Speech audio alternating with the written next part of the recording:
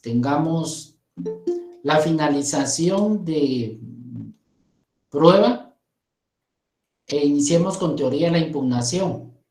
Creo que no nos da tiempo concluir la teoría de la impugnación.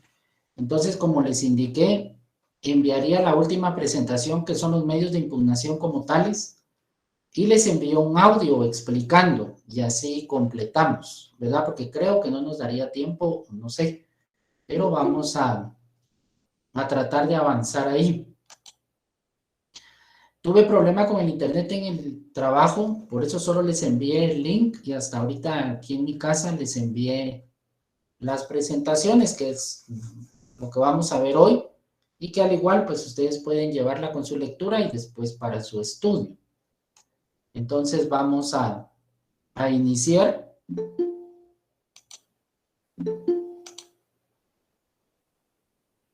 Muy bien.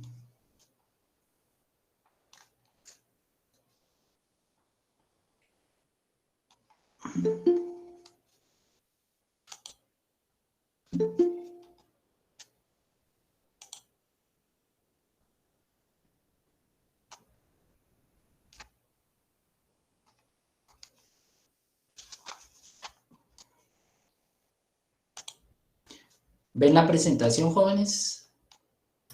Sí, licenciado. Muy bien, gracias. Muy bien. Estamos entonces siempre con la instancia procesal y hoy iniciamos con el derecho de defensa en juicio. Ya vimos la demanda entonces y se sugirió que ustedes pudieran obtener una y poderla examinar y así reforzar su aprendizaje. Entonces, si vimos la demanda como parte de ese derecho de acción y cómo se materializa esa acción mediante la interposición de la demanda y que la pretensión constituye uno de los elementos de la demanda, pues hemos abarcado la parte del actor. Corresponde entonces ahora que veamos la parte del demandado, que es el derecho de defensa en juicio. Vemos concepto y definición. El concepto, pues, acción que ejercita el demandado como el derecho de contradicción. Parte del proceso es que exista ese contradictorio o contradicción. Entonces, esa parte de la contradicción o el ejercicio del contradictorio, pues se da cuando el demandado toma alguna actitud frente a esa demanda que se ha instaurado en su contra o que se ha instado en su contra. Entonces, de una forma muy general, como concepto, pues vemos que es esa acción que ejercita el demandado, ¿verdad? Ahora, pues vamos a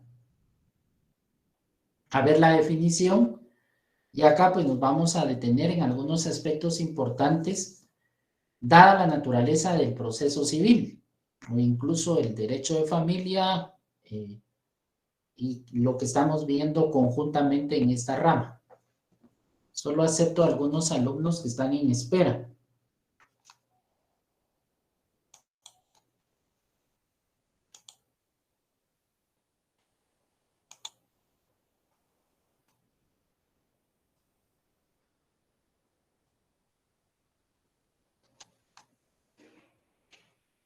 Muy bien.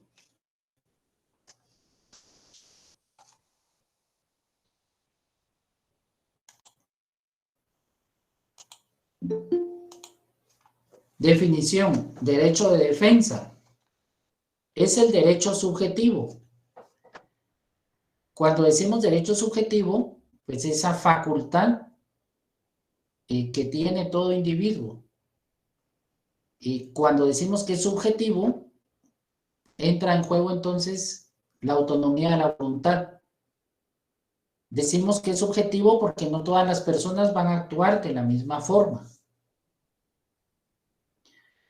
Recuérdense que es esa facultad de hacer, no hacer, exigir, no exigir.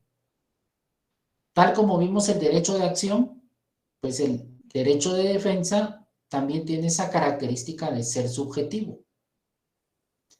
Público, abstracto y autónomo.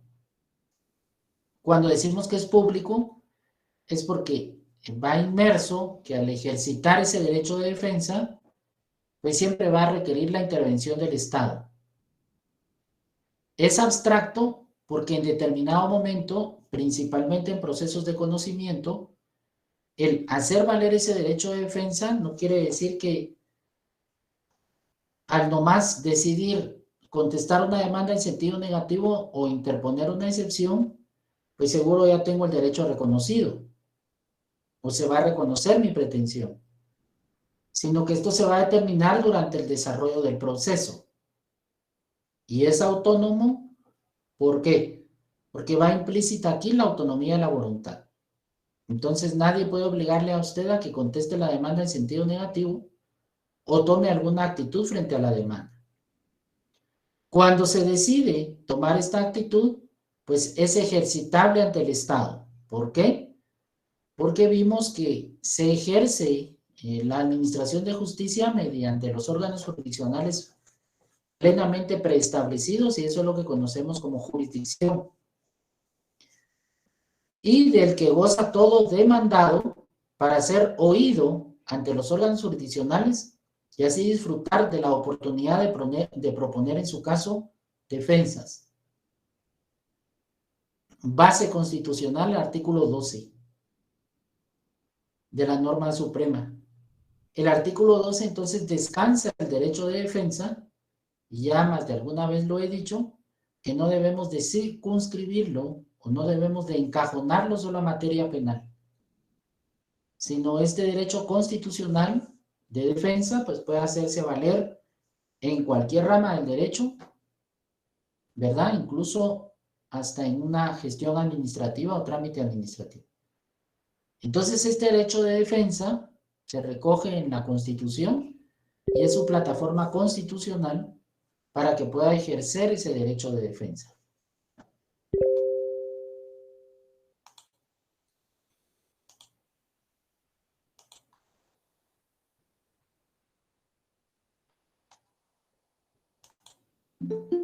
Si queremos irnos un poco más allá,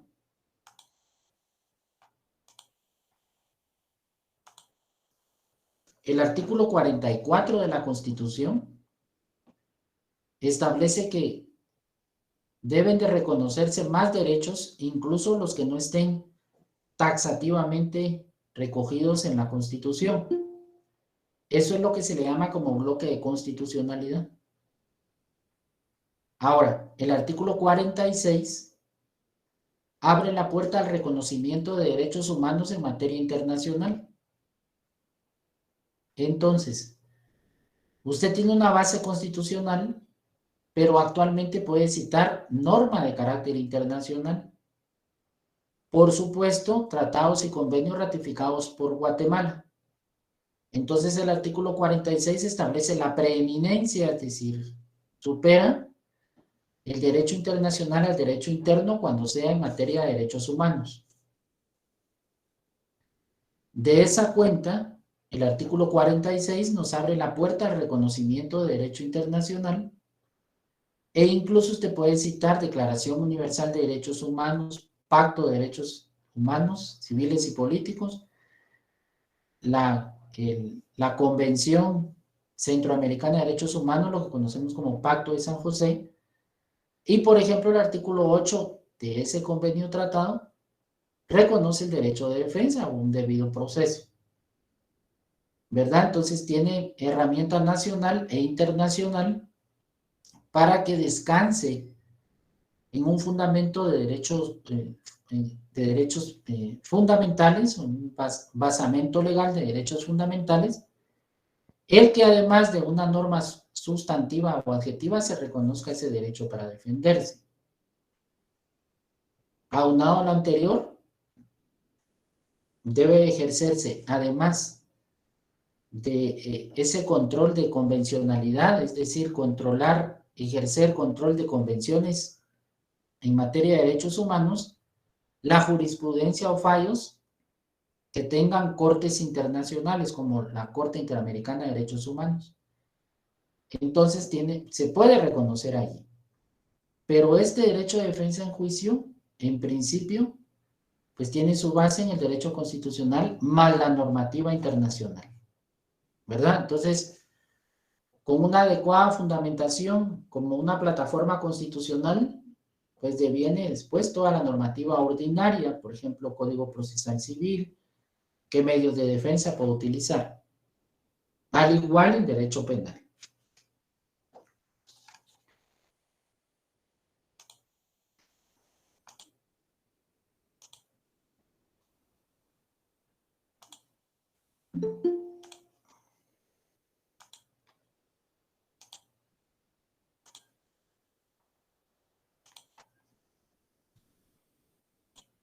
Muy bien. La imagen ilustra entonces el profesional de un derecho, perdón, profesional del derecho que está pues ejerciendo un derecho de defensa. Esto es ilustrativo, pues hay derechos que se consideran conculcados, afectados, violentados, existe un agravio, entonces ante ello pues voy a ejercer un derecho de defensa. En principio el derecho de defensa es del ciudadano, de una de las partes, pero se ejerce ese derecho de defensa técnica a través de lo que ustedes van a realizar en el ejercicio de su profesión. De esa cuenta, pues que ilustra la imagen, un profesional del derecho, pues ejerciendo ese derecho de defensa. En materia penal se habla de un derecho de defensa material y un derecho de defensa técnica. El derecho de defensa material lo tiene de por sí el sindicado que rinda una declaración para defenderse. Constitucional y procesalmente no puede utilizarse la declaración como un medio para que él sea responsable de eso, que no puede ser utilizado en su contra. En materia civil es distinto. No puede acudir una de las partes y tratar de, pues, de defenderse sola, salvo que sea abogado o abogada. Al igual en materia penal, ¿verdad? Diferencia que en materia civil, pues no hay un derecho de defensa material, es decir, solo contesto la demanda en sentido negativo y así. ¿Por qué? Porque el conocimiento técnico y jurídico lo tienen únicamente abogados y abogadas. De allí o de esa cuenta que venga, actúo bajo la dirección y procuración del abogado o la abogada tal. Entonces quiere decir que el abogado o abogada está dirigiendo a su cliente o a la parte actora o parte demandada y sobre sus hombros recae la adecuada defensa. ¿Verdad? Entonces, la imagen ilustra entonces que ese derecho de defensa en materia civil pues se ejercita de una forma técnica. Por supuesto, respetando derechos de las partes. Es decir, no es respeto el derecho de defensa del abogado o la abogada, no. Respeto el derecho de defensa de la parte demandada, quien se está haciendo valer de una manera técnica a través del abogado o abogada tal. ¿Verdad? ¿Vamos bien hasta allí? ¿O hay alguna duda?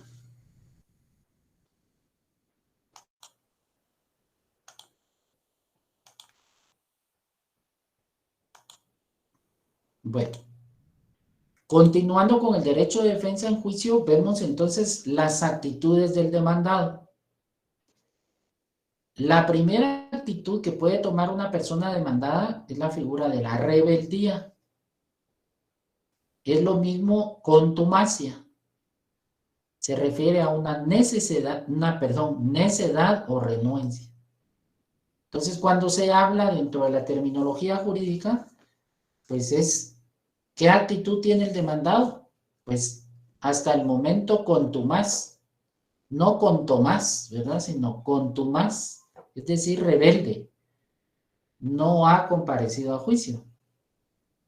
Por eso cuando hablamos de rebeldía o contumacia, estamos hablando de lo mismo, ¿verdad? Pero veamos la definición. Situación de litigante, ¿verdad? Cuando digo litigante, es que en principio, como regla, esta actitud es del demandado, ¿verdad? En principio, ¿verdad? Entonces, por eso al decir situación de litigante, pues es una definición técnica. que no comparece a juicio sin causa justificada o sin justa causa dentro del periodo de emplazamiento. Entonces, el emplazamiento es ese tiempo que el juez concede al demandado para que tome una actitud frente a la demanda. Pero si transcurrido ese tiempo que el juez ha otorgado de emplazamiento, el demandado no comparece a juicio, pues entonces podrá ser declarado rebelde, pero no automáticamente, sino que debe de ser a solicitud de parte, como se recoge en el artículo 113. El efecto procesal ante la incomparecencia del demandado es que se tiene por contestada la demanda en sentido negativo como un presupuesto, como un ideal o como un presupuesto procesal, y a solicitud de parte se dicta una rebeldía, es decir, el pronunciamiento es necesario, el pronunciamiento del juez como un acto procesal propio del órgano jurisdiccional que declara rebelde al demandado. Ahorita continúo con la explicación.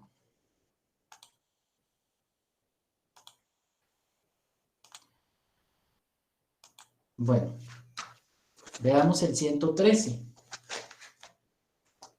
Hoy sí, como buen catedrático tengo mi código aquí, hoy no lo olvidé. 113, vean el epígrafe, actitudes del demandado, que es lo que estamos viendo en cuanto al derecho de defenderse en juicio. Si transcurrido el término del emplazamiento el demandado no comparece, se tendrá por contestada la demanda en sentido negativo y se seguirá el juicio en rebeldía, a solicitud de parte. Entonces, no es automático, ¿verdad? No es automático. Terminó el periodo de emplazamiento, entonces el juez dicta una resolución de oficio. No.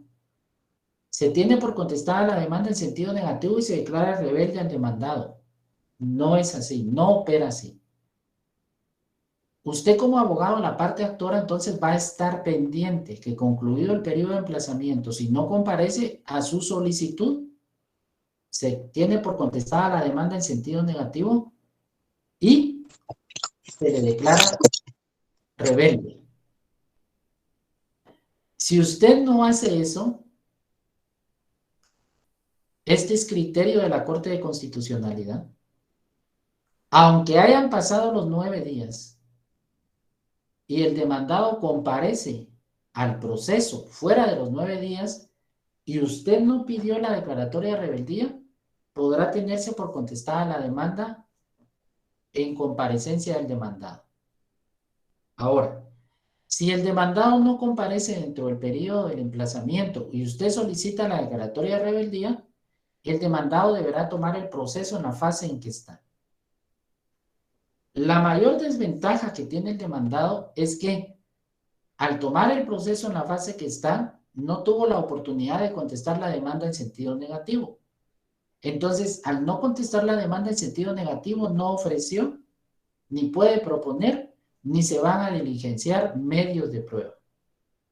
Entonces, sí hay una probabilidad muy alta que el demandado salga vencido en juicio, ¿verdad? Entonces, el proceso se toma en la fase que vaya. Después de declarar a rebeldía después de tener por contestada la demanda en sentido negativo y declarar la rebeldía, el juez ordena que se abra prueba al proceso. Allí comparece el demandado y no va a poder ofrecer ningún medio de prueba. ¿Por qué? Porque los medios de prueba únicamente se ofrecen en la interposición de la demanda o su contestación, ¿verdad? No va a poder tampoco proponer excepciones perentorias porque esas se interponen en la contestación de la demanda en sentido negativo. Sí podrá interponer alguna excepción de las consideradas privilegiadas, ¿verdad? Pero, por supuesto, si las tiene, pero si no las tiene, seguro que lleva un porcentaje muy alto de que, pues, pierda el proceso, ¿verdad? O que la demanda sea declarada con lugar. Entonces, jóvenes, esa es la primera actitud que el demandado puede tener. Es cierto, estamos viendo actitudes del demandado para hacer valer su derecho de defensa en juicio, pero si no contesta la demanda en sentido negativo, pues ¿qué derecho de defensa está haciendo valer? Pues será una decisión de él, ¿verdad? Pero esa es la primera actitud que el demandado puede tomar frente a la demanda. Segunda actitud, contestación de la demanda. Esta se recoge en el artículo 118. La contestación de la demanda, por supuesto, va a ser durante el periodo del emplazamiento.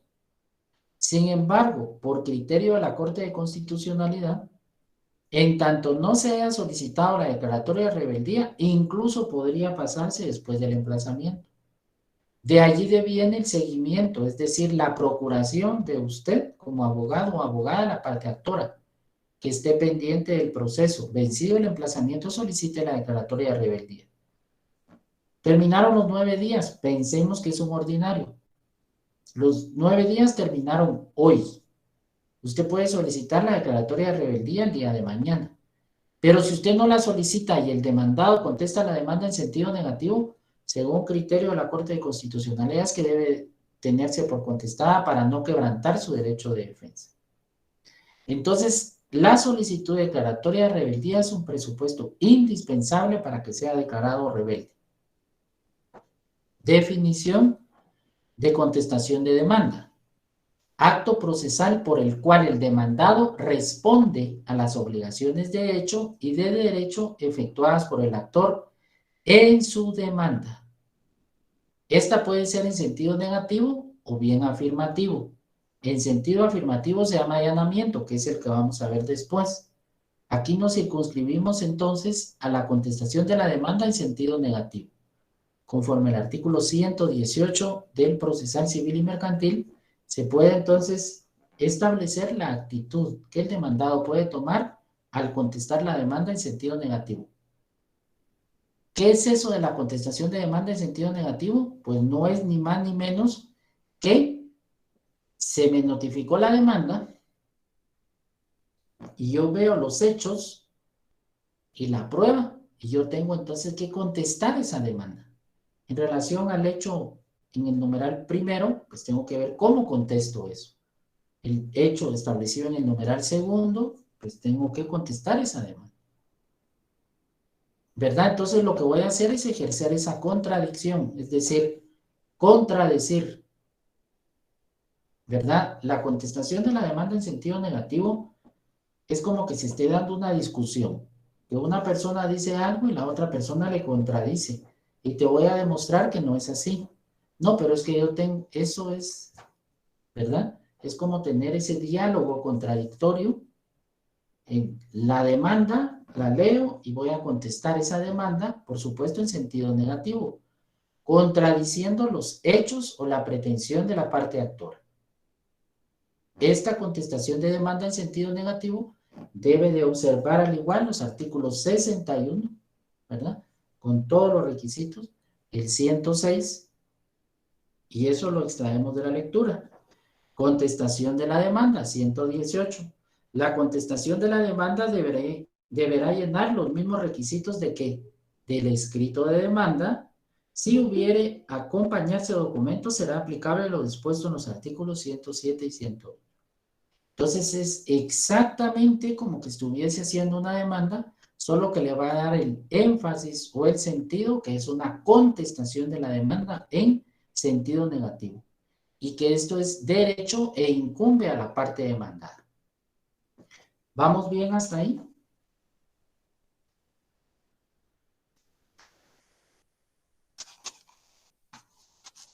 Perdón, jóvenes.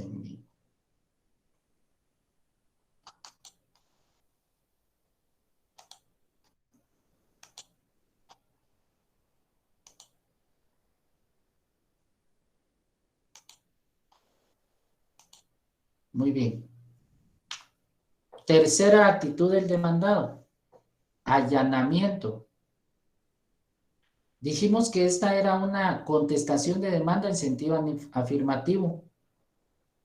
Es decir, se acepta o se aviene a la pretensión de la parte actora. El allanamiento en materia penal es un un medio de investigación. El allanamiento en materia penal se requiere la autorización judicial para entrar a algún lugar cerrado, cuando se presume que ahí está la persona que ha delinquido, o bien se requiere este allanamiento, inspección y registro para obtener evidencia que contribuya a la investigación. Constitucionalmente se reconoce la propiedad privada y el derecho de ingresar a una propiedad no antes de las 6 de la mañana ni después de las 18 horas. Y para ello pues se requiere autorización judicial. Este es la medio de investigación en materia penal. En materia civil es una actitud del demandado.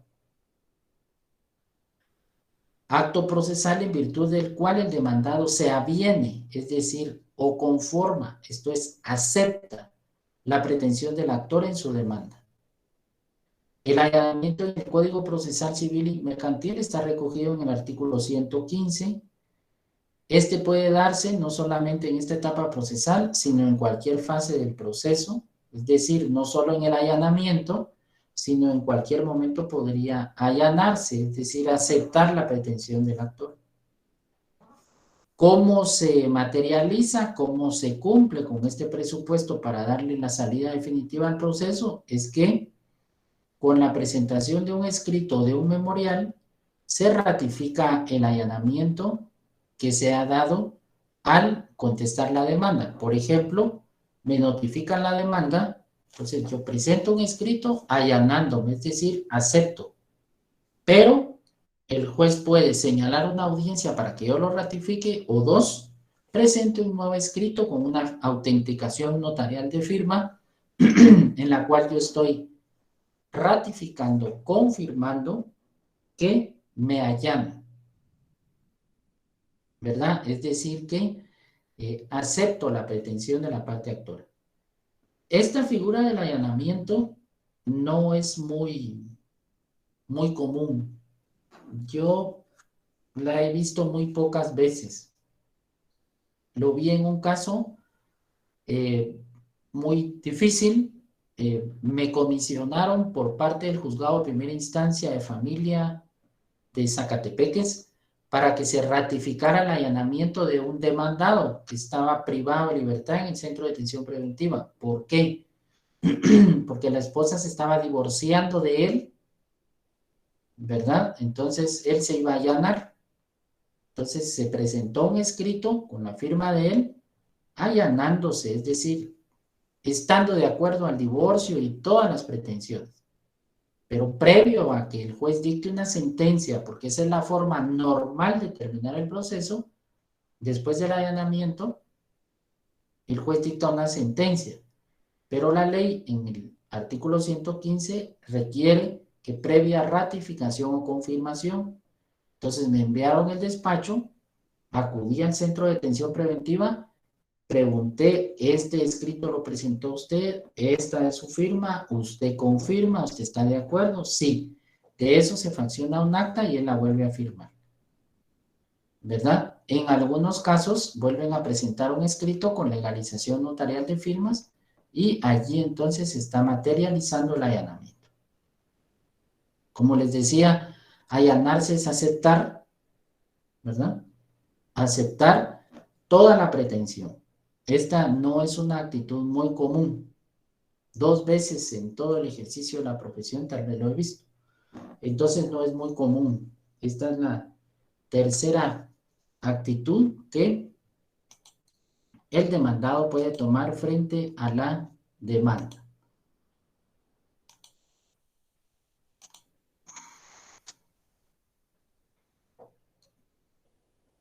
Dentro de las actitudes del demandado, pues está la interposición de excepciones, que ustedes pues ya conocen este tema, ¿verdad? Estas pueden ser planteadas en la contestación de la demanda o bien antes. Como ya lo vimos, constituyen medios de defensa y fueron explicadas en su oportunidad. Estas, perdón, ahí se me fue una S, dice etas, pero son estas. Pueden ser tres. Las previas o dilatorias no pretenden destruir la acción del actor, sino únicamente retardar la entrada en el juicio, subsanando la falta de presupuestos procesales. ¿Qué presupuestos? 116, incompetencia del juez, falta de personería, falta de personalidad, ¿verdad? Las excepciones perentorias, estas son las que extinguen el derecho del actor o que destruye esa acción y terminan el litigio, perdón. Estas se resuelven en la sentencia. Las excepciones mixtas, que es una mezcla de las excepciones dilatorias con perentorias, debido a que se interponen como previas, sin embargo, tienen efectos de perentorias. Atacan el fondo de la pretensión, y estas son 4. La prescripción, la caducidad, la cosa juzgada y la transacción. Estas pues ya fueron vistas como uno de los conceptos fundamentales, de hecho el quinto, que es la excepción. Entonces esta es la cuarta actitud del demandado. Por último, la quinta actitud que el demandado puede tomar frente a la demanda se llama reconvención o contrademanda. Así se le llama, ¿verdad? Entonces, cuando hablamos de reconvención o contrademanda, pues sabemos que es lo mismo. Definición. Vean, pues, pretensión que el demandado deduce. Es decir, es una actitud del demandado y esta pretensión la deduce ¿cuándo? Al contestar la demanda. Entonces, esta es la única oportunidad procesal o el único mecanismo legal que existe para que, no, el único mecanismo legal no. La única fase procesal o mediante el instituto procesal de contestación de demanda es donde el demandado puede reconvenir al actor o contrademandar al actor. Pretensión que el demandado deduce al contestar la demanda. Entonces, contesto la demanda en sentido negativo y reconvenir al actor, contrademandar al actor, por el cual se constituye a la vez en demandante del actor, a fin de que se fallen las dos pretensiones en una sola sentencia. ¿Verdad? Entonces, está la demanda que interpuso o planteó el actor.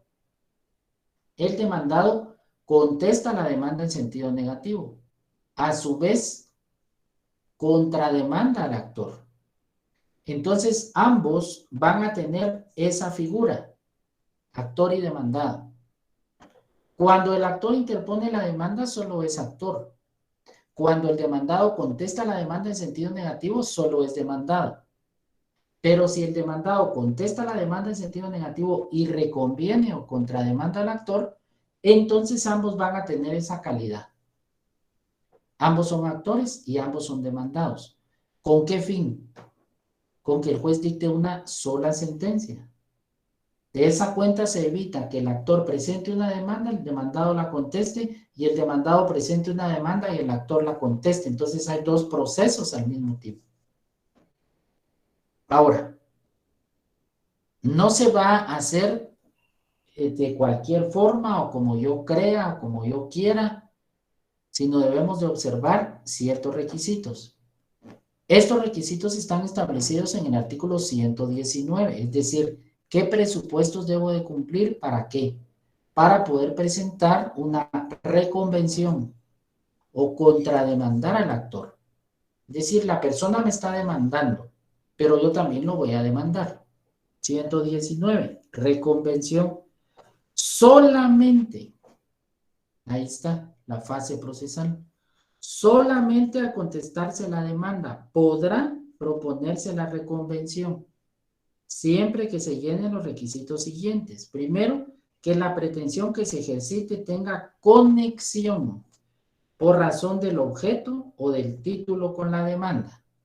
Y dos, que no deba seguirse por trámites distintos. Promuevo un juicio sumario de desahucio para sacar al demandado. Pero entonces el demandado, ¿verdad? Me demanda a mí porque yo le tengo una deuda a él. Eso es un proceso de ejecución. Ahí no procede la reconvención, ¿verdad? Serían dos juicios diferentes. Entonces tienen que tener una estrecha relación ambas pretensiones y que se tramiten por la vía del mismo juicio. ¿Es un juicio sumario o es un juicio oral? ¿Verdad? Ejemplo,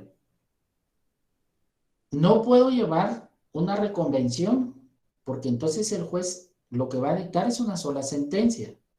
No puedo llevar una reconvención donde se tramite por la vía oral y por la vía del juicio sumario. Entonces, ¿qué vía elige el juez o las partes? Debe de ser el mismo tipo de proceso. Ejemplos. Juicio sumario, ¿sí? 229. Ahí está lo que se tramita en el juicio sumario. Yo promuevo un juicio sumario de desahucio y la persona presenta un juicio contrademandándome por rescindir el contrato. Entonces, es la misma vía, porque eso establece la ley. Otro ejemplo.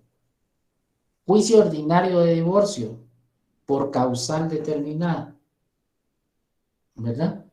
Entonces, la parte actora, digamos, varón, promueve un juicio ordinario de divorcio por separación inmotivada por más de un año. Cuando le notifican a la parte demandada mujer, entonces ella contesta la demanda en sentido negativo y reconviene al actor argumentando como causal los malos tratamientos de obra, ¿verdad?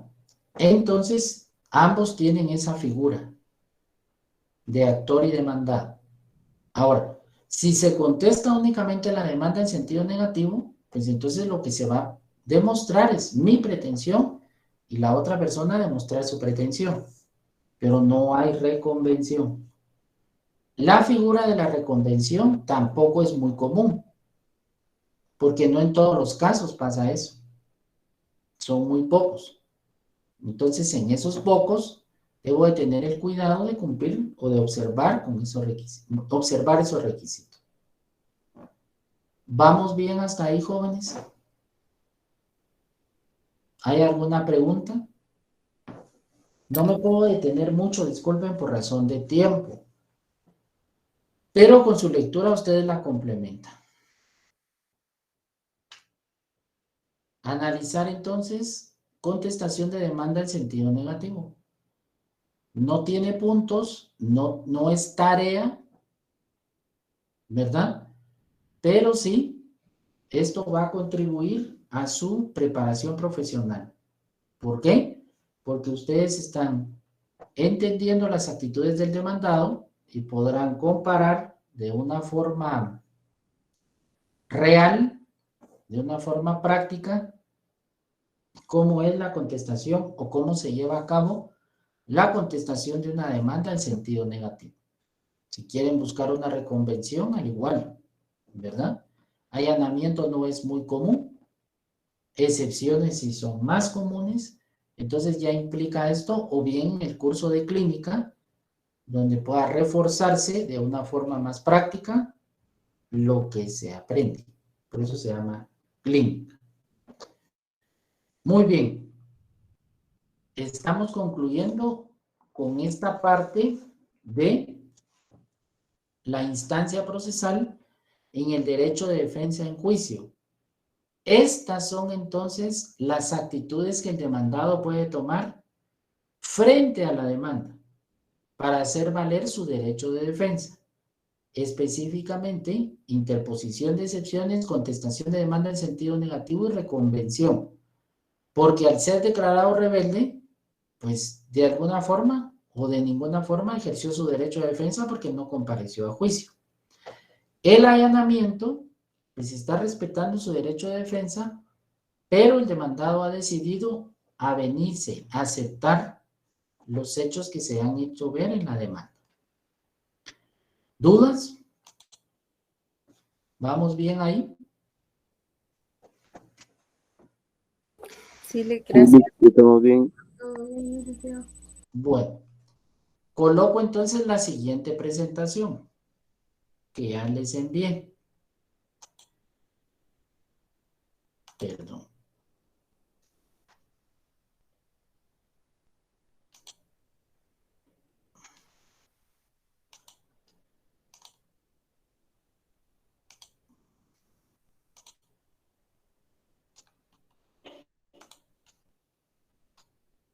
Vamos a ver, 2, 3.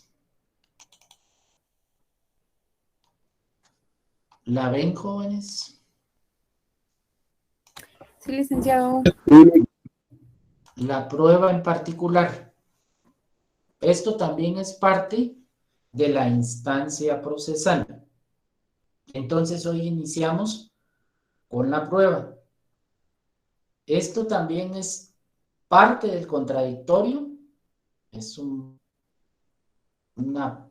punto medular de la tramitación del proceso, debido a que a través de los medios de prueba es que yo voy a demostrar esos hechos que indiqué en la demanda o esos hechos que indiqué en la contestación de la demanda. De esa cuenta es de suma importancia que yo elija el medio de prueba, los medios de prueba idóneos para demostrar los hechos o demostrar mi pretensión. ¿Verdad? Entonces, lo que vamos a ver ahora, lo que vamos a ver hoy, perdón, es la prueba de por sí. En la siguiente clase vamos a ver qué es lo que es objeto de prueba y les voy a explicar el procedimiento probatorio,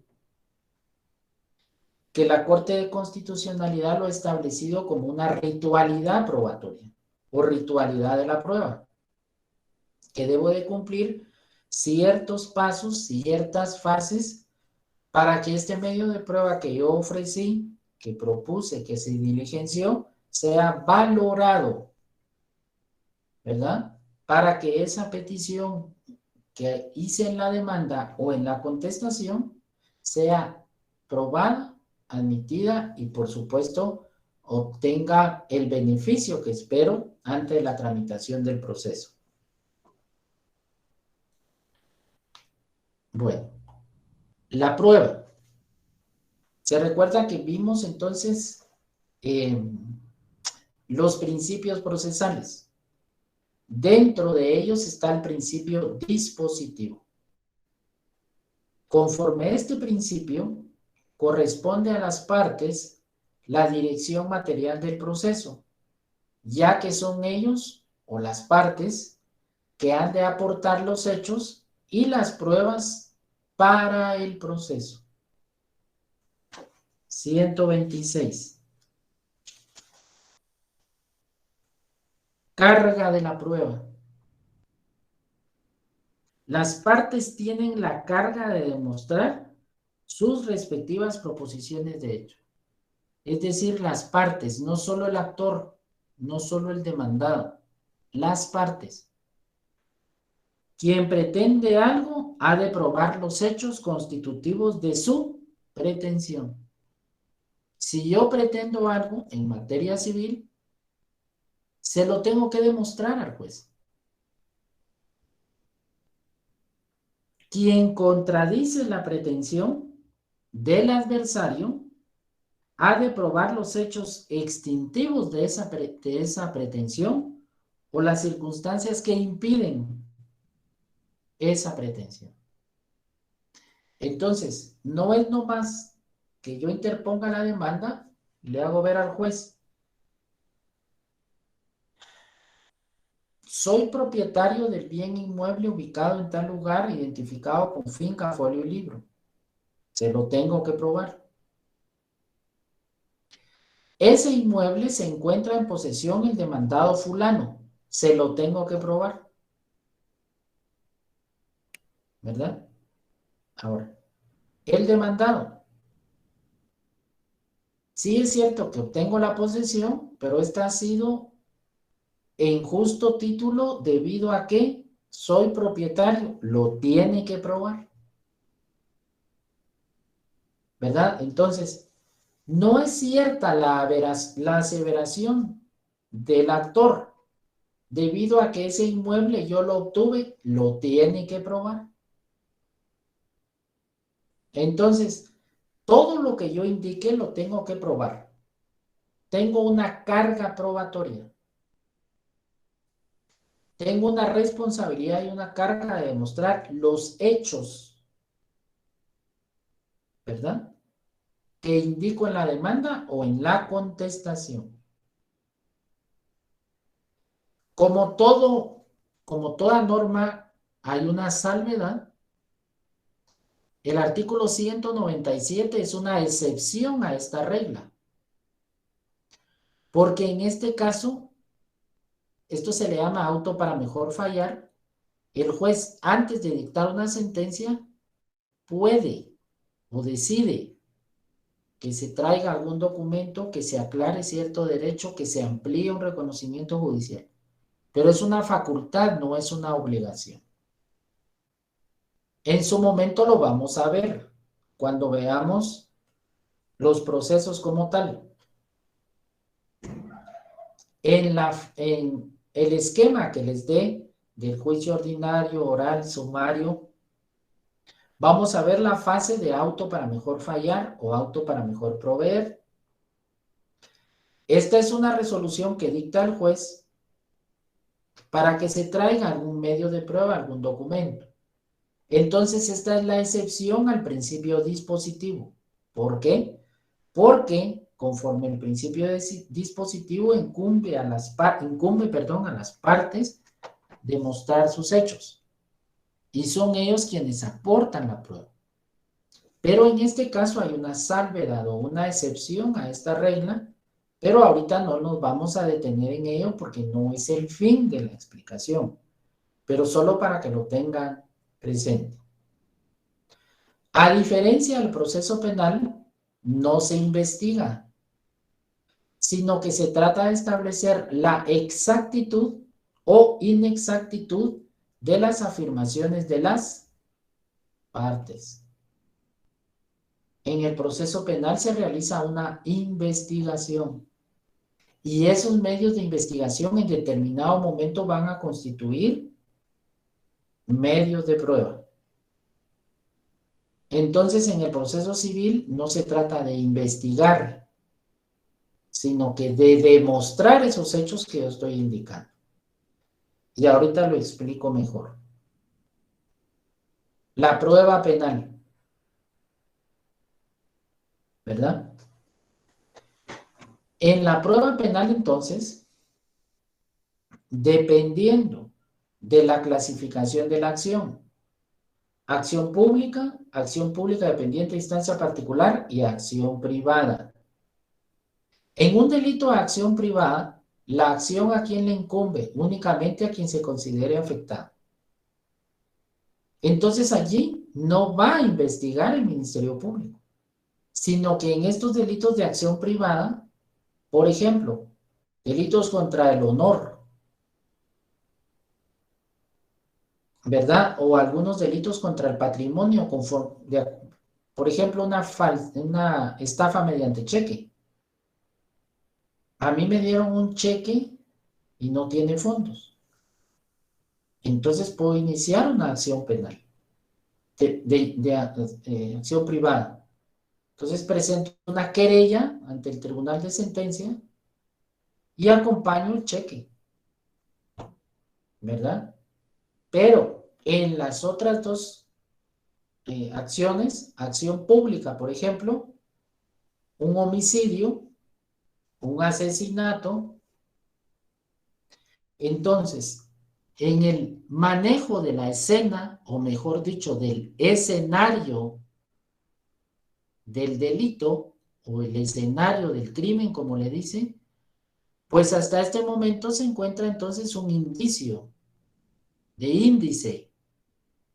De ahí viene. Entonces, ¿qué se está haciendo? Señalando un indicio que hasta este momento es un medio de investigación. Se está investigando. Entonces hay una persona con una lesión corporal. Y esta persona con una lesión corporal fue trasladada a un hospital o a un sanatorio. Entonces se recaba la evidencia o los medios de investigación, esto se embala y se toma el adecuado manejo y se envía a una prueba pericial para ver si fue percutado, tiene registro, y de esa investigación el Ministerio Público va obteniendo evidencias. Entonces está la persona X con una lesión en el abdomen causada por un proyectil de arma de fuego.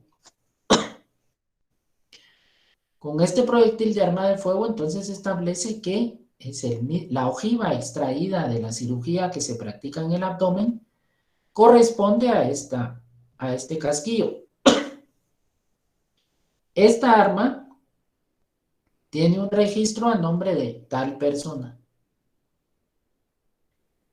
Para ello, se escucha la declaración de la víctima y dice, pues yo no vi a la persona, solo me disparó y se fue. Pero puede decir, fue tal persona, me insultó y me disparó. Entonces el Ministerio Público empieza a recabar toda la evidencia y establece que tiene un casquillo percutado, una ojiva en el abdomen y la declaración de la víctima.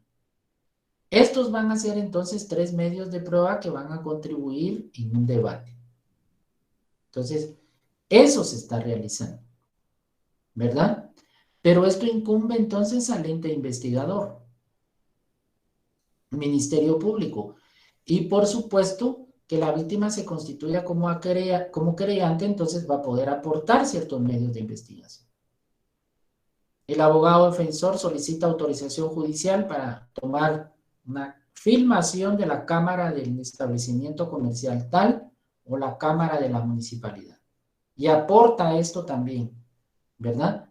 ¿Qué tiene que hacer entonces la persona sindicada? Pues también le corresponde ejercer derecho de defensa en juicio. Sin embargo, conforme la garantía constitucional de presunción de inocencia, pues él goza de la presunción de inocencia y es inocente hasta en tanto no sea declarado responsable. Entonces, si se dan cuenta, la prueba penal parte de un indicio, una evidencia para esto constituirse en prueba. Entonces se está investigando, ¿verdad? En materia civil es diferente. La prueba civil, cada una de las partes indica unos hechos. Pues estos hechos cada uno tiene la obligación de demostrarlos. El juez no va a investigar, ¿verdad? No hay un ente investigativo, no hay un ente acusador, sino conforme el principio dispositivo, cada una de las partes le indica.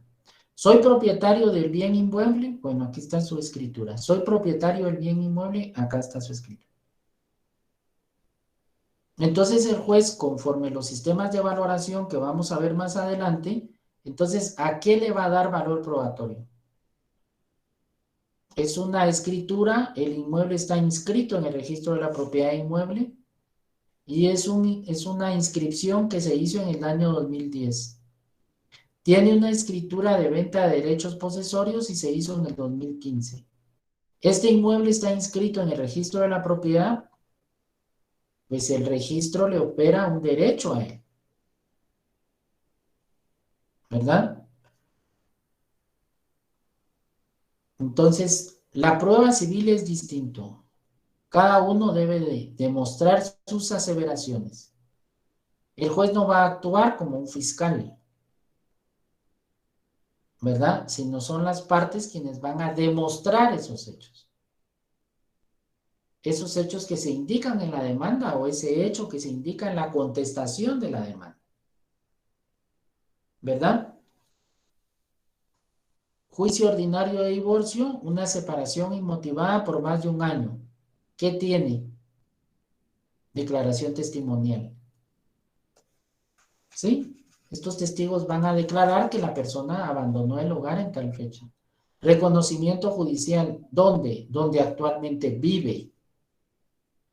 Hay otro medio de prueba que se llama declaración de parte. pretendo que la parte demandada dé una declaración. Pues no, presento una reconvención. No es que me haya ido sin una razón motivada, sino hay malos tratos. ¿Cómo lo voy a demostrar? Denuncia por violencia contra la mujer o violencia intrafamiliar ante el otorgamiento de medidas. Entonces, cada una de las partes va a ir demostrando sus aseveraciones de hecho. ¿Verdad? Entonces, sobre eso versa la prueba civil, distinto a materia penal. ¿Comprendimos hasta ahí? ¿O hay alguna duda? ¿Vamos bien? Vamos bien, licenciado. Muy bien. Definición de qué? De prueba. Como instrumento. Usted es la definición de la prueba civil. Como instrumento, un medio para patentizar la verdad o falsedad de algo. ¿Sí? Es como instrumento. Es el medio que tengo para decir, esto es verdad, esto es cierto, esto es falso, esto no es así. Como procedimiento, actividad de carácter procesal, cuya finalidad consiste en lograr la convicción o el convencimiento del juez o tribunal acerca de la exactitud de las afirmaciones de hecho operadas por las partes en el proceso. Y cuando digo de hecho, es que son los hechos los que se van a probar. El derecho no se prueba. Ahí lo vamos a ver más adelante. Entonces son los hechos los que requieren una demostración. Que esto es exacto o inexacto. No cualquier hecho, son los hechos que las partes articulan, los hechos que las partes indican en su contestación, perdón, en su demanda o en su contestación. ¿Verdad? Algo muy importante que se debe tomar en cuenta en el proceso civil es que hay una pretensión del actor y menciona hechos. Ese es el hecho controvertido. Eso es lo que tengo que demostrar. El demandado contesta la demanda en sentido negativo. Él argumenta unos hechos. Entonces estos son hechos controvertidos. Sobre eso va a versar la prueba. Pero requiere el adecuado análisis. Y que de los medios de prueba que tengamos, usted vaya a elegir cuál es el idóneo o cuáles son los idóneos. ¿Verdad? Entonces muchas veces pasa de que no se pone la concentración debida o la atención debida y se pretenden demostrar hechos incluso que ni siquiera son objeto del proceso. ¿Verdad? O que se elijan los medios que no son idóneos para demostrar esos hechos. Se dice en materia penal que son medios de investigación en una fase. Luego pasan a ser medios de prueba en otra fase. Y por último, medios de convicción o de convencimiento para el juez. Entonces, en materia penal, en la audiencia de primera declaración de la persona detenida, pues lo que se tiene son medios de investigación. Si el juez decide conforme a esos medios de investigación que constituyen un fundamento serio, entonces señala una audiencia de etapa intermedia para que se discuta un acto conclusivo del Ministerio Público. El Ministerio Público ahí va a aportar entonces medios de prueba. Estos son los que se van a reproducir en el debate si el juez decide que el proceso vaya a debate. Pues en ese proceso de debate, en ese juicio, en ese debate, estos medios de prueba pasan a ser medios de convicción, de convencimiento para el juez. Es decir, me convencí con esto. El Ministerio Público destruyó la presunción de inocencia. Ahora, en materia civil se llaman únicamente medios de prueba. No le puede llamar medios de investigación ni medios de convicción, sino únicamente se les denomina medios de prueba. ¿Por qué? Porque solo hay una etapa procesal donde los va a aportar y de por sí constituyen eso. ¿verdad? En el ejemplo que les puse de la prueba penal, yo tengo un arma de fuego registrada y se la presté a un amigo que me dijo que me la iba a limpiar o me dijo que la necesitaba porque, no sé, X razón. No sé, tiene un terreno y por seguridad y yo como acto irresponsable o responsable, no sé, le presto el arma. Sin saber que él la iba a utilizar para otra cosa. Entonces, le dispara a una persona, esa arma está registrada a mi nombre, yo no estaba en el lugar, a él tampoco lo encuentran en el lugar, pero encuentran el casquillo. Y hacen la comparación de prueba balística y es mi arma. ¿A quién es el primero que van a investigar? A mí. Pero es un medio de investigación, ¿verdad? Ya después con la investigación que se complete, pues yo tendré que demostrar, ¿verdad? Que la presté con la declaración de él, o si había una cámara, pero se está investigando. En materia civil es diferente. O sea, no a esa investigación previa, sino que con el medio de prueba yo pretendo aseverar o probar, perdón, pretendo probar esa aseveración que yo indico. Hay una clasificación de los medios de prueba.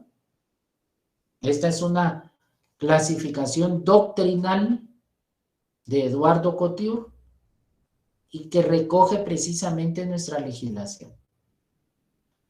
Entonces, de estos medios de prueba, pues conforme la clasificación doctrinal de Eduardo Couture, pues la recoge nuestra legislación. Hay medios de prueba o pruebas directas por percepción, es decir, el juez lo percibe directamente. Este medio de prueba en nuestra legislación se le llama como un reconocimiento judicial. ¿Por qué? Porque a través de la prueba de reconocimiento judicial el juez percibe de manera directa lo que se pretende probar. De esa cuenta usted va a proponer un reconocimiento judicial, por ejemplo, cuando pretende demostrar que el demandado está en posesión del bien inmueble. Pero es allí donde usted, conforme la pretensión y los hechos, señor juez, el demandado fulano está en posesión del inmueble. El inmueble es un inmueble urbano que se ubica en la primera calle y segunda avenida 2-20, zona 3 de Chimaltenango. Allí está el demandado. Bueno, entonces propongo la prueba de reconocimiento judicial y cuando usted propone el medio de prueba tiene que establecer los puntos que quiere que el juez compruebe. No solo quiero que practique reconocimiento judicial, sí, pero ¿para qué? Pues primero establecer la existencia real del inmueble, la dirección, y que efectivamente el demandado fulano de tal esté en el inmueble. ¿Qué va a hacer el juez? Señalar un día y hora y va a practicar el reconocimiento judicial. ¿Verdad? La otra clasificación son los medios de prueba por representación, es decir, ya no es una percepción, sino que se le tiene que representar, ¿verdad? Esos hechos que pretendo demostrar. Pues estos medios de prueba por representación, pues están los documentos, medios científicos de prueba, ¿verdad? Radiografías, ¿verdad? Videos. También estos medios de prueba por representación pueden ser a través de personas ligadas al proceso. Es decir, yo pretendo una declaración de las partes. ¿De quién? Yo, actor, pretendo que el demandado rinda una declaración. Yo, demandado, pretendo que el actor rinda una declaración. Y para ello voy a aplicar las disposiciones que ya vimos en la prueba anticipada de declaración jurada, que es aplicable a la declaración de las partes. Entonces yo voy a formular un interrogatorio a modo que pretendo extraer del demandado una confesión. ¿Verdad? Entonces pretendo que el demandado, el actor o la contraparte responda a ciertas preguntas que son objeto del proceso y que yo pretendo que él confiese, que él acepte. A través de terceros, sujetos procesales, aquí son las partes. Personas ligadas al proceso, partes, actor y demandado. A través de terceros o personas no ligadas al proceso. Entonces yo puedo pedir la declaración de testigos o el dictamen de un perito. ¿Verdad? Y por último están las pruebas de inducción o deducción. A esto se le llama presunciones. Entonces hay presunciones humanas del juez y presunciones legales. Ejemplo, hijo nacido dentro de los 300 días, sobre una presunción legal se presume de quién, de matrimonio o del padre.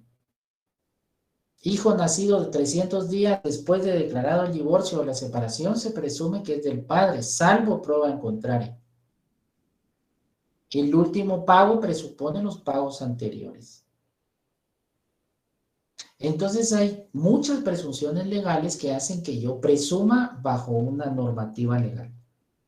Por supuesto, estas pruebas podrían probarse también en contrario, ¿verdad? Admiten una discusión.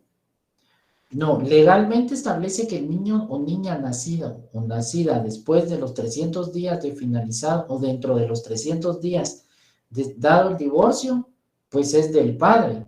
No, pero el padre puede pedir entonces un ordinario negando la paternidad. E irán a juicio y una prueba de ADN. Admiten prueba en contrario. Entonces, jóvenes, esto es la base doctrinal. La clasificación que también pues adopta nuestra legislación también es la de Guillermo Cabanelas. Esta tal vez va con un tanto de más precisión. Entonces, cuando hablamos por la prueba de confesión, es la que en nuestra legislación se le denomina como declaración de las partes. Veamos el artículo 128.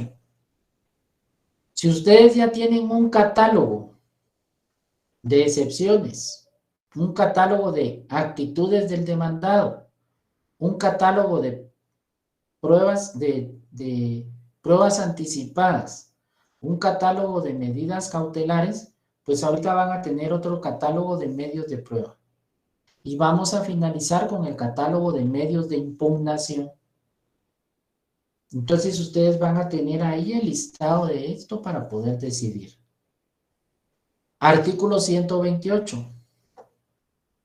Medios de prueba. Allí están.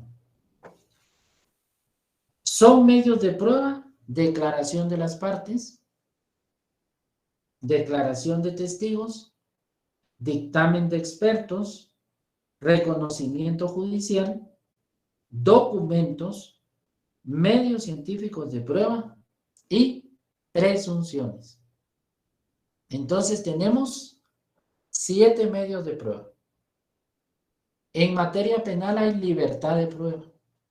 Usted puede presentar cualquier medio de prueba siempre y cuando no haya sido obtenido de manera ilegal, en el cual se vulneren derechos fundamentales como privacidad, propiedad, correspondencia, interceptación de llamadas, mensajes, en tanto no haya una autorización judicial. Acá no hay libertad probatoria. Usted tiene única y exclusivamente estos 7 medios de prueba.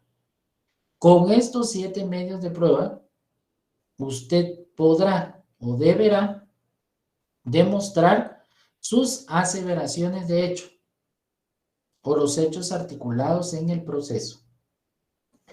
La primera, según Cabanela, se llama confesión. ¿Cómo le llama nuestro código? Declaración de las partes.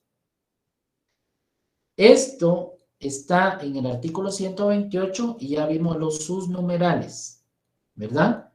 Pero Cada uno de estos medios de prueba tiene su forma de diligenciar acá. Entonces les coloqué el articulado. No se queden solo con el 128. Tampoco se memoricen esto porque no se trata de esto. Se trata entonces que usted dé una lectura a ello para que tenga la idea original. ¿Verdad? Por confesión, artículo 128, nuestra legislación le llama declaración de las partes. Voy a ir como dando una idea cómo es este medio de prueba. De veras, jóvenes, no estoy cuestionando, criticando, recalcando esto, pero vean cómo nos afecta la pérdida de clases, de verdad. Y nos queda solo una clase y nos falta, ¿qué es objeto de prueba? El procedimiento probatorio. Nos falta la teoría de la impugnación y los medios de impugnación. Entonces vean, en 4 clases, ¿cómo podemos abarcar todo eso? Al final, disculpen que lo diga, el afectado es el estudiante. Sí, está bien la suspensión de clases, sí, que alegre y que vamos a descansar pero vean cómo corremos. Y esto repercute en su formación profesional. Soy de San Carlos, ¿verdad? Pero, ¿cómo afecta esto? Porque debo de ir corriendo, ya son las 9:20 y tampoco me puedo extender tanto. Pero voy a tratar entonces de ir como dando una idea general para que ustedes tengan la idea básica de estos medios de prueba. Sin embargo, pues léanlos. Vean, pues esta prueba, según Cabanelas, confesión, nuestra legislación se le llama declaración de las partes. Está del 130 al 141. Con la prueba de declaración de las partes, lo que yo pretendo es que la otra parte dé una declaración. Entonces yo, conforme los hechos que tenga y conforme la contestación de demanda o la interposición de la demanda, hago posiciones o preguntas, así se llama. Estas preguntas deben de formularse en sentido afirmativo. Diga si es cierto que usted se encuentra en posesión del inmueble. Diga si es cierto que usted ha incumplido con el pago de la renta de tal mes a tal mes. Diga si es cierto. Siempre va a ir en eso. ¿Qué es lo que se pretende con la prueba de declaración de las partes? Que la otra parte confiese, declare. Eso es lo que pretendo, lo que persigo. Para ello hago el pliego de preguntas y lo inserto en un sobre sellado. Eso se le llama plica. La plica es el sobre. Se presenta al juzgado, se recepciona, se archiva la plica y el día de la audiencia que deben de llegar, se abre la plica, el juez califica las preguntas y las formula. Si la persona no llega a tiempo o no llega, es declarada confesa. Es decir, cierto todo. El artículo 140 nos establece que el proceso puede terminar por una confesión. De allí la puntualidad. ¿Por qué si la audiencia es a las 9 y su cliente llega a las 9:02? Ya no entra a la audiencia y puede ser declarado confeso. ¿Por qué recalco la puntualidad? ¿Verdad? Entonces, de eso depende. Imagínense, la audiencia es a las 9. No llega. Usted como abogado de la otra parte va a solicitar que se inicie la audiencia y al no estar solicita la declaratoria de confeso. Y por la ventana va a ver, pero ya no llegó a tiempo. Entonces, ¿qué implica? Que se le declare confeso a los hechos. Es como aceptar todo. Entonces debe de tenerse ese cuidado debido, salvo alguna justificación. El otro medio de pruebas por testigos o prueba testifical. 128, numeral segundo, y esto de los testigos está del 142 al 163. Yo puedo poner hasta 5 testigos y para ello, pues, las partes pueden probar sus respectivas por medio de testigos. Vamos a ver, cada uno de los litigantes puede presentar hasta 5. Esto está en el 142. Pero hay algo que se llama tachas, o quienes no pueden ser testigos. Los parientes, amigos, casi que igual que en penal. Sin embargo, en materia civil, si yo propongo a un testigo como familiar, no me lo van a aceptar. En materia penal se escucha la declaración y cuando se le pregunta ahí si sí es mi cuñado, pues ya declaró, declara, pero después va a determinar su valoración. En materia civil no se puede proponer ese tipo de testigos. Acá lo mismo hace usted, formula un interrogatorio para que el testigo responda a esas preguntas que usted quiere probar o demostrar, ¿verdad? La prueba pericial 128, numeral tercero, no es ni más ni menos que los peritos. La particularidad aquí en derecho civil es que cada una de las partes puede proponer un perito. Y si hay discordia o en discordia, el juez nombra un tercero. ¿Por qué? Porque el perito de una parte va a decir algo, el perito de la otra parte va a decir otro, va a decir otra cosa. Entonces, este tercero es quien va a dar la razón a uno o al otro. Entonces, el perito rinde su informe conforme lo que el juez le requiera. Ejemplo, se está pidiendo la nulidad de un negocio jurídico o de una escritura o de un instrumento. Y se pide como prueba el peritaje sobre una prueba caligráfica.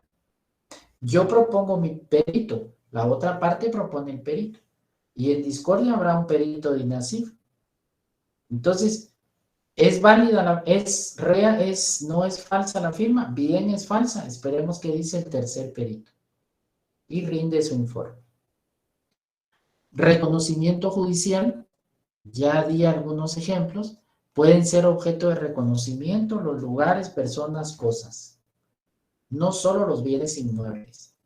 Yo puedo pedir el reconocimiento judicial de una persona para establecer su edad, su estado de salud y acompañarme de un perito. Persona de 98 años firmó una escritura de derechos de propiedad de compraventa. Dudo de esto, promuevo el ordinario de nulidad y me hago acompañar de un perito, por ejemplo, un médico geriatra. Un médico para personas de la tercera edad. ¿Qué quiero establecer con él? Documentar todos los documentos que me interese probar, que me interese presentar para demostrar los hechos. Estos están acá, ¿verdad? 128 séptimo y se rige acá. Se rige 128 quinto, 177 al 190. La prueba conjetural, que son las presunciones, 128 séptimo, 194, 195, presunción humana del juez y presunción legal. La presunción humana del juez es como una conclusión, pero el juez no puede concluir con lo que quiera. Así me parece que este testigo no, yo creo que no. Yo puedo concluir en algo conforme lo que se haya demostrado con los otros medios de prueba. Y las presunciones legales ya di ejemplos de lo que la ley establece como una presunción legal. Por último, los medios científicos de prueba, 128 sexto, esto lo agregó la legislación y está del 191 al 193. Dentro de los medios científicos de prueba, contamos con una ley de 1964. Vean. 191. De oficio a petición de parte pueden disponerse, miren, calco, relieve, reproducciones, fotografías, documentos, de objetos, documentos y lugares. Yo no sé eso de calcos, creo que actualmente ya no se usa. ¿Qué era el calco? Un papel calco donde constaba un dibujo, impresión, no sé. Actualmente ya no se usa. La ventaja es esta reproducción, actualmente con pueden reproducirse videos, filmaciones. Vean el último párrafo del 191. En caso de que así conveniera la prueba, puede también disponerse la obtención de radiografía, radioscopía, análisis hematológicos, bacteriológicos u otros. Ahora, yo puedo presentar un medio científico de prueba. Por ejemplo, un análisis hematológico o pensemos una reparación civil por una cirugía practicada en un centro médico o en un sanatorio donde a una persona se le causó una lesión corporal y estoy pretendiendo una responsabilidad civil por eso. Entonces quiero demostrarlo. Entonces le acompaño al juez una radioscopía o una radiografía o una resonancia magnética como medio científico. ¿Y qué va a hacer el juez? El juez no va a agarrar el resultado de la resonancia magnética y va a decir, efectivamente, no es radiólogo, ¿verdad? No es cardiólogo, no tiene una especialidad en alguna disciplina médica, entonces se podrá auxiliar de una prueba pericial. Le acompaño esto y le propongo al perito para que el perito lo explique. ¿Verdad? Entonces, cuando presentamos en un medio científico de prueba, si es una fotografía, pues solo la autentica un notario o el secretario del órgano jurisdiccional, donde dé fe de la autenticidad. Porque recuérdense que ahora hay de todo. Si no, mire todos los memes que hacen. Por supuesto que eso sabemos que son memes, ¿verdad? La persona con un cuerpo de un rostro de otro y todo el cuerpo de mono y cara de perro y todo lo que hacen con los memes, ¿verdad? Pero eso es evidente que así es. Pero puede darse que en una fotografía sea un montaje. Entonces, ¿quién certifica la autenticidad, ¿verdad? De eso? Entonces, puedo presentar un medio científico de prueba, como lo vemos acá, pero no solo es el hecho de presentarlo. Así, con la colangioresonancia pretendo demostrar que el abdomen en su parte, no sé qué, el duodeno fue, y el juez ve la resonancia y ve el dictamen, ve el resultado. Sí, efectivamente así es. No, si el juez no, o un abogado no conoce de eso. Entonces voy a proponer al perito juntamente con el medio científico para que lo explique. ¿Verdad? Entonces, en determinado momento van a ir interrelacionados. Entonces, jóvenes, con los medios de prueba que tengo, es que voy a demostrar los hechos o las aseveraciones de hecho que estoy haciendo ver en la demanda o su contestación. Entonces, estos son los 7 medios de prueba con los que usted cuenta para poder probar esto. Las aseveraciones de hecho que se hagan ver en la demanda o la contestación. No hay más. No hay libertad probatoria, como en penal. Son los únicos que puedo elegir. Jóvenes, nos quedan 5 minutos, disculpe, pero si no, no terminamos. ¿Vamos bien ahí? ¿Alguna duda? En la próxima clase estaríamos completando con lo que es objeto de prueba, procedimiento probatorio. Den una repasada a los medios de prueba. Si hay algo que no comprenden, pregúntenmelo el jueves y con gusto podemos ver. Pero ya les expliqué que por tiempo no podemos abarcar o detenernos mucho en la lectura. ¿Alguna duda o comentario? No. El próximo jueves terminamos entonces con el procedimiento probatorio y ahí aprovechamos para que puedan plantear dudas en relación a eso. Y podemos arrancar con la teoría de la impugnación. Y en el lo que nos quede, les mando su audio, su presentación, explicando cada uno de los medios de impugnación, ¿verdad? Que la ley recoge. Y se los explico así de una forma más despacio y ustedes escuchan el audio y tienen la presentación, porque creo que no nos va a dar tiempo. De hecho, no nos va a dar tiempo. En la próxima clase abarcar estos 3 puntos. ¿Alguna duda? ¿Estamos bien? Bueno, si no hay dudas o comentarios, es un gusto saludarles como siempre. Cualquier duda la pueden plantear en la plataforma y con gusto les puedo resolver. Que tengan una muy buena noche, jóvenes. Que descansen. Gracias, licenciado. Gracias,